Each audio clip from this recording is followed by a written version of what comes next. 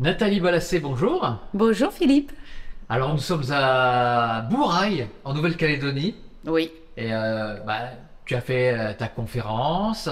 Déjà, comment tu as trouvé les Calédoniens comment tu as trouvé l'énergie de Bourail Ah, j'ai et de trouvé. Nouméa d'ailleurs? Oui. Alors déjà, c'est un très beau pays et les Calédoniens sont exceptionnels. Ils nous ont accueillis avec un sourire énorme et avec une énergie et une curiosité incroyables. Alors, qu'est-ce que tu as présenté? Parce que tu as fait deux conférences, une à Nouméa, une à Bourail. J'ai trouvé tes conférences très très intéressantes. Tu parles de toi, tu parles de ton expérience et tu parles aussi de ta méthode. Euh, Comment ça a été reçu? Est-ce que tu peux nous résumer un petit peu ta méthode? Oui. Alors effectivement, j'ai créé une technique qui s'appelle TEDMI, technique d'effacement définitif des mémoires émotionnelles inconscientes.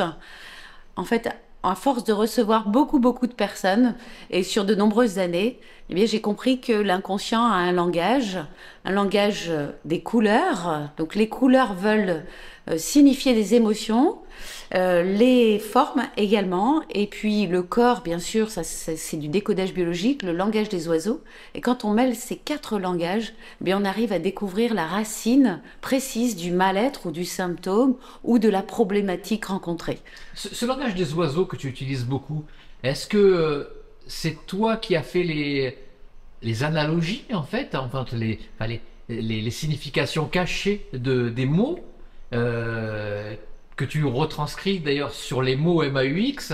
Euh, est-ce que c'est toi ou alors est-ce que c'est dans les livres que tu as étudié, que tu as pu faire toutes ces comparaisons, ces analogies et les significations justement de ce langage, on va dire hermétique. Oui. Alors, c'est un langage alchimique qui est connu depuis de nombreuses années et qui est parlé par beaucoup de personnes, notamment dans les services secrets aussi, qui a aidé énormément pendant la guerre, notamment quand Charles de Gaulle disait «Je vous ai compris». Ce qu'il faut entendre, c'est «Je vous ai compris». Les cons sont pris. Ah. Hein, je vous hais parce que les cons sont pris. Voilà, tu vois, donc c'est un langage en fait qui, bon, bien sûr, c'est pas moi du tout qui l'ai créé, absolument pas. Par contre, dans la méthode TEDMI, en fait, on va entendre le mot en fonction de la vibration et de l'énergie de la personne. Parce que le langage des oiseaux, c'est on entend en fait, par exemple, douloureux, on va entendre doux ou heureux. Tu vois, par exemple, hein, mais on peut entendre d'autres significations en fonction de l'énergie de la personne, de son histoire, de sa problématique. Et là, on va décoder différemment. Donc, en fait, c'est ce que je dis toujours, moi, quand je transmets cette technique, c'est qu'il faut vraiment écouter en fonction de la personne, le mot, le prénom. Voilà, les mots utilisés par la personne pour le décoder en fonction de sa problématique. Et il te faut une grosse concentration pour écouter tous les mots et pour pouvoir trouver leur signification cachée, leur double langage. Comment tu as entraîné ton cerveau justement pour faire ça? Oui, alors c'est vrai que au départ, quand on connaît pas du tout ce langage, ça demande une grosse concentration et même parfois on se dit mais j'y arriverai jamais. Et en fait, plus on laisse aller, parce que nous sommes tous des êtres spirituels, j'ai envie de dire, incarnés dans un corps. Et donc, en fait, quand on laisse aller le ressenti et l'intuition, c'est en fait nos guides qui parlent à travers nous, hein, eh bien, ils vont nous donner les bons mots, les bons descriptifs. Tu vois, une fois, j'ai eu sigmoïde et j'ai entendu sigémoïde. Tu vois? Et immédiatement, ça a parlé à la personne. Quels sont les mots hideux que tu as entendus et que tu n'as pas digérés? Parce que le sigmoïde, c'est une partie du côlon. Tu vois? Voilà. Et donc, en fait, il faut toujours écouter dans la sonorité les mots et ça vient tout seul au bout d'un moment quand on se laisse vraiment guider.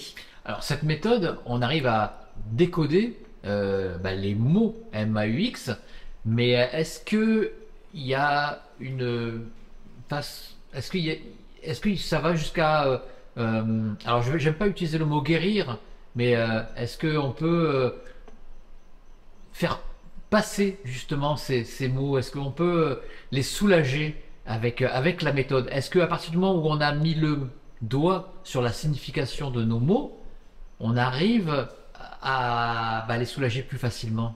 Alors, c'est une très bonne question, tu as raison, tout à fait. Tu sais, la maladie, ça veut dire le mal a dit. Donc, le mal, c'est ce qui est à l'intérieur de nous qu'on n'a pas osé dire, parce que c'est aussi le mal à dire aussi, tu vois, ou l'âme a dit. Donc, effectivement, c'est vrai que tu as raison de ne pas utiliser le mot guérir, parce que en fait, on ne peut pas certifier une guérison avec une méthode TENMI. Par contre, c'est vrai que si on met les bons mots, ce matin, j'ai eu quelqu'un en consultation et donc il a une dégénérescence au niveau des yeux. Hein, et en fait, ben, il y a plein de choses qu'il ne voulait plus voir. Il y a donc en fait dans une maladie, il y a un événement programmant et un événement déclenchant. Il faut aller chercher les deux. Et donc là, en fait, lui, il avait pas mal de programmants, j'ai envie de dire, avant que le déclenchant se mette en place, il y a 2 ans seulement. Et donc là, effectivement, c'était en accéléré, son corps, il faisait les choses en accéléré. Par contre, là, avec la séance qu'on a faite, où on a déprogrammé le déclenchant, on a déprogrammé le programmant, eh bien, il est fort probable que son corps n'ait plus du tout à exprimer ça, et donc, tu vois, ne fasse plus, ne dégénère plus les yeux, les cellules, etc. Parce que il n'a plus de raison, il n'a plus rien à dire, puisque maintenant, on a tout remonté au conscient. Tu vois? En fait, tu sais, on combat pas la maladie, on remet de la santé. Tout le temps, on remet de la santé. Enfin, voilà, moi, c'est ce que j'ai fait pour moi aussi. Ah, tu parles aussi de déprogrammation ou reprogrammation. Est-ce que le toucher est important? Parce que je t'ai vu évidemment dans les conférences que tu faisais, que tu as fait, tu as fait, pardon, une conférence, oui. Tu utilises le toucher à un moment. Quel est le rôle de ce toucher? Oui, alors j'utilise un tapping qui est très connu avec le FT. Donc ça, moi, je le cumule en fait avec les 4 langages que j'ai découverts de l'inconscient. Et là, ça fait vraiment, j'ai envie de dire, un cocktail incroyable, puisque en fait, chaque point d'acupuncture sur lequel on tapote est relié à un organe et est relié aussi à une émotion. Donc chaque fois qu'on tapote sur ces points-là, c'est un peu comme de l'acupuncture sans aiguille, eh bien on va aller libérer les blocages énergétiques qui se sont créés parce qu'il y a eu des engrammes neuronales qui se sont créés à la base pour créer la maladie, pour créer le symptôme, pour créer la situation. Et donc quand on enlève l'engramme, ça déprogramme aussi dans l'énergie, ça fait recirculer le chi qui circule dans les méridiens. Et donc tout s'apaise, tout se tranquillise. Le corps n'a plus besoin de dire par des symptômes ou des mal-être. Toi, quelle est cette expérience? Tu le constates régulièrement sur toi-même, Oui. ce tapping, les effets de ce tapping, les effets aussi de ce langage des oiseaux justement pour décoder où est le mal, pour décoder ce qui va pas. Ah oui, bien sûr. Alors, justement, tu vois, j'ai reçu à peu près 1000 consultations par an pendant plus de 12 ans. Donc là, moi, j'ai eu vraiment un laboratoire à ciel ouvert, j'ai envie de dire, où j'ai pu expérimenter. Alors, il y a le langage des oiseaux, mais il y a le langage des couleurs aussi qui est très puissant parce que, par exemple, vous avez une personne, vous lui dites, par rapport à la situation dont vous m'évoquez, là, qu'est-ce que vous ressentez? De la colère. Et finalement, quand on va voir à l'intérieur et qu'on demande à la personne, mettez une couleur dessus, là, d'un seul coup, on va avoir, par exemple, du orange. Et le orange, c'est l'or en jeu, par exemple. Donc l'or, c'est la valeur qui est en jeu. Donc là, on va parler de dévalorisation. Ou ça va être aussi l'or hors jeu, orange, hors jeu. Donc ça veut dire j'ai été mis à l'écart, je me suis senti rejeté. Et donc quand on demande à la personne est-ce que ça vous parle, dévalorisation ou hors jeu, rejet, là, immédiatement, la personne va dire oui. Et en fait, eh bien, on va pile poil sur la signification réelle que la personne, sur ce qu'elle ressent précisément. Là, l'inconscient, il nous livre tout sur un plateau, en fait. Alors notre inconscient nous délivre des couleurs et ces couleurs veulent dire quelque chose, ont une signification. Oui. Et c'est pareil pour tout le monde. Ah oui, tout à fait. Et justement, on est en train de la tester. On l'a testé en allemand et on l'a testé aussi en roumain et ça fonctionne. Et ça, je suis très très contente puisque j'ai des praticiennes aujourd'hui à qui j'ai transmis, praticiens et praticiennes d'ailleurs, hein, des hommes et des femmes, qui pratiquent cette méthode. Et quand j'en ai vu qui parlaient d'autres langues, mais de manière courante, je leur ai dit, mais est-ce que vous pouvez tester aussi voilà, dans votre langue maternelle? Et là, ça a été une révélation puisqu'en fait, c'est un langage universel.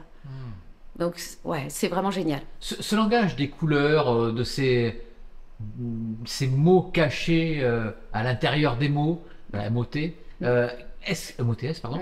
Est-ce que pour toi c'est le langage de l'invisible, de l'au-delà, des guides, enfin de ce monde qu'on ne voit pas? Est-ce que c'est le langage qu'ils utilisent pour communiquer avec nous? Oui. Alors oui, c'est fort possible, mais c'est plutôt, tu vois, je dirais déjà le langage de l'inconscient. Et sur notre disque dur inconscient, eh bien, on a des mémoires de vie, des mémoires de naissance, des mémoires intra-utérines, des mémoires transgénérationnelles et des mémoires d'autres vies. Donc, tu vois, ça va être surtout le langage, voilà, de l'inconscient. Mais c'est vrai que nos guides, ils peuvent parfois nous faire passer des messages à travers ces couleurs, ces formes, etc. Mais eux, ils sont amour, hein. Donc ça va être plutôt le langage de l'autre côté, j'ai envie de dire. Autant l'inconscient, lui, va nous délivrer. Quand on vient voir un thérapeute, c'est qu'il y a quelque chose qui ne va pas. Donc effectivement, on vient travailler des choses difficiles, tu vois. Par contre, les guides, eux, en général, ils vont plutôt être amour et ils vont plutôt nous envoyer des messages doux. Donc par exemple, tu vois, le violet, ça vient parler de viol, violence, hein, quand on voit du violet et qu'on travaille avec quelqu'un. Par contre, les guides, quand ils nous envoient du violet, eh bien, ils viennent nous parler spiritualité, guidance, etc. Tu vois? Donc, ils peuvent nous parler avec les couleurs. Par contre, il faut connaître les deux côtés. Ouais. Tu vois? Le côté, on nous apporte des bonnes nouvelles, et de l'autre côté, on nous avertit. Voilà, exactement, c'est ça, tout à fait. Sans savoir exactement la signification de ces couleurs, tu les ressens aussi. Oui. Est-ce que tu as incorporé dans ton inconscient maintenant vraiment comme un deuxième langage, le langage des couleurs, le langage des mots? J'ai vu que tu saisissais très bien et très vite la deuxième signification de plusieurs mots. Est-ce que c'est devenu un espèce de langage courant pour toi? Oui, c'est en fait, j'entends tout en double langage aujourd'hui. Donc c'est vrai que voilà, c'est pas toujours simple, hein. Des fois, je leur dis bon, écoutez, maintenant je voudrais bien arrêter. Des fois, je voudrais bien faire des pauses, mais en fait, j'entends tout dans les mots. Et par contre, tu vois, ce que j'essaie de faire, c'est que quand je suis pas en consultation, j'essaie de couper vraiment. Mais ça me rattrape souvent, hein. Et j'entends les blessures des gens. Je suis en plus très empathique et altruiste de nature. Ça, ce sont des capacités aussi, hein, qu'on développe. Mais ça, moi, je l'ai depuis toujours, hein. Et donc, je ressens la souffrance des gens. Et ça m'aide beaucoup, évidemment, dans les consultations. Tu vois, tout à l'heure, le monsieur, pour ses yeux, je lui demande s'il a vécu quelque chose à 4-5 ans. Il me dit non. Et je lui dis, si vous avez vu quelque chose qui vous a vraiment traumatisé. Il me dit, oui, c'est vrai, j'ai vu un film qui m'a traumatisé. Et donc, on est parti là-dessus. Et là, immédiatement, en fait, c'était là qu'il fallait aller. Et donc, c'est vrai que, en fait, plus on travaille sur soi, plus on enlève des blessures qu'on a à l'intérieur de nous. Moi, je dis souvent qu'on est un peu comme un diamant avec des facettes encrassées. Et moi, je peux dire que mon diamant, il était vraiment encrassé, tu vois. Moi, toutes les facettes, elles ne voyaient pas la lumière, j'ai envie de dire. Et puis, au fur et à mesure de travailler une mémoire, et puis une autre, une douleur, une souffrance, un symptôme, un truc, eh bien, la lumière, elle repassait, quoi. Et en fait, plus on travaille sur soi, et plus les facettes, elles commencent à être bien nettoyées, et au bout d'un moment, ça fait un faisceau lumineux qui nous relie vraiment à la source, j'ai envie de dire, et à nos guides, et on commence à avoir des capacités qui se développent de plus en plus. D'accord. Voilà, donc c'est vraiment important. C'est pour ça, si j'ai un message à faire passer, c'est aujourd'hui, nous, sur Terre, on est là pour rire, aimer, faire tout ce qui nous fait plaisir, donner du bonheur et de l'amour aux autres. Et si on ne peut pas le faire parce qu'on a trop de blessures, mais c'est important de libérer tout ça. Comme moi, au départ, moi, je pouvais pas le faire tellement j'étais blessée intérieurement, hein, tellement j'étais en souffrance. En fait, je me regardais le nombril parce que j'étais tout le temps, j'ai envie de mourir, je veux mourir, je veux partir tellement je souffre. Et quand on fait ça, ben, on se regarde le nombril. Et c'est vrai qu'à partir du moment où on commence à travailler sur soi, en fait, on relève la tête et on voit les autres. Et là, on a envie d'aider les autres. Et c'est vraiment ce qui s'est passé pour moi, tu vois. Aujourd'hui, en fait, moi, je regarde tout le temps l'autre. Et ce que je vois en premier, ben, c'est ce qu'il y a de plus beau. Mais derrière, je vois tout de suite les souffrances aussi. Et pour ceux qui ont envie de se faire aider, ben, évidemment, voilà, je veux pouvoir aider. C'est pour ça, d'ailleurs, que je transmets cette technique qui est super puissante.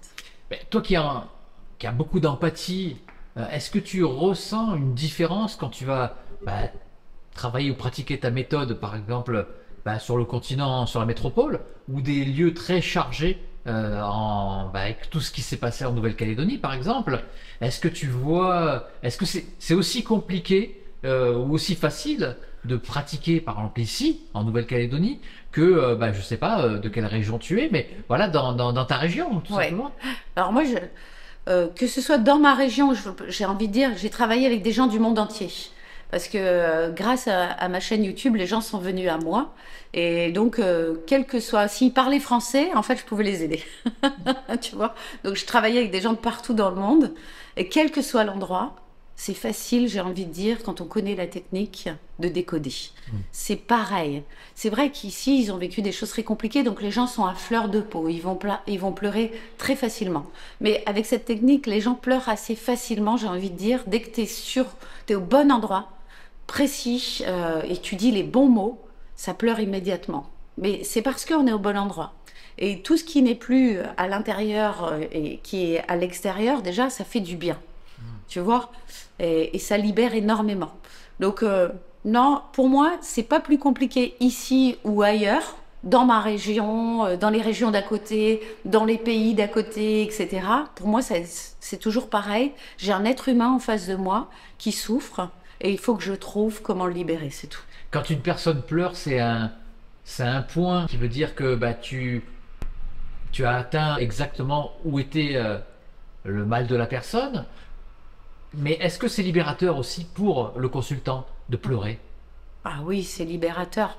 En fait, j'ai atteint déjà une racine à la problématique, tu vois? Parce que des fois, il peut y avoir plusieurs racines à la problématique, pas forcément qu'une.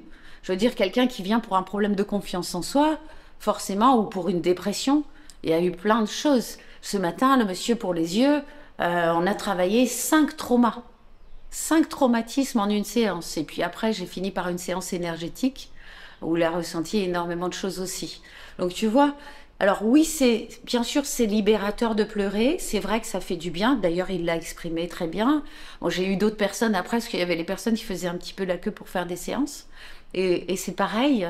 Eh ben oui, ça fait du bien de pouvoir mettre des mots déjà, d'être entendu réellement. Hein, parce que en fait, ça va être de la reformulation. Quand on fait le tapping, on reformule les mots précis de la personne et on décode en plus avec les différents langages. Et donc là, la personne, elle se sent totalement accueillie dans sa souffrance et comprise. Est-ce que tu voudrais rajouter quelque chose? Parce que là, on vit dans un endroit merveilleux. Là, on travaille, hein, bien sûr, mais bon, on profite aussi, on joint l'utile à l'agréable. Euh, un petit peu de ce que tu as vécu en Nouvelle-Calédonie. Qu'est-ce que tu en ressors? Qu'est-ce que tu en retiens des 15 jours qu'on a passés tous ensemble avec l'équipe? Hmm. Ben écoute, j'ai pris une bouffée d'amour dans le cœur énorme. Ça recharge, c'est incroyable. Vraiment, ça a été des moments de rire, de partage. Voilà, moi je sais que je suis un petit peu plus discrète que certains. J'ai pas le verbe facile comme d'autres, et notamment sur certains sujets un petit peu tabous. Mais qu'est-ce qu'on a ri? Et surtout, ce que j'en retiens, c'est l'accueil qu'on a eu des Calédoniens qui sont absolument exceptionnels, qui attendent qu'on vienne vers eux, qui vous attendent aussi, hein, parce que aujourd'hui tout va bien en Calédonie et vraiment ils ont besoin de voir des gens venir sur leur territoire. Donc voilà, n'hésitez pas à venir parce que c'est très beau. Il y a plein de belles choses à découvrir. On a vécu des choses incroyables dans les rivières aussi, avec une eau alcaline et douce. qui sentait bon. D'ailleurs, moi, je suis baignée aussi, comme beaucoup, dans la rivière. Mais c'était incroyable. Il y a beaucoup de choses à visiter sur place, tellement de choses que on n'a pas eu le temps de tout faire. Voilà, les balades sur la plage, c'est génial. Donc voilà. Et puis surtout, je voudrais aussi te dire merci Philippe, merci aussi à Sandrine et puis aussi à Anne-Hélène pour avoir organisé cet événement parce que voilà, tu dis on a travaillé, moi franchement, j'ai pas eu le sentiment de travailler, pas du tout un seul instant. J'étais là pour donner du bonheur aux Calédoniens. Je pense que ça a été reçu parce que les retours sont incroyables. Chacun a donné tout ce qu'il avait, chacun d'entre nous, et c'était super quoi. C'est un événement qui devrait se produire partout, je trouve. Tout le monde en a besoin. Merci beaucoup Nathalie. C'est moi qui te remercie.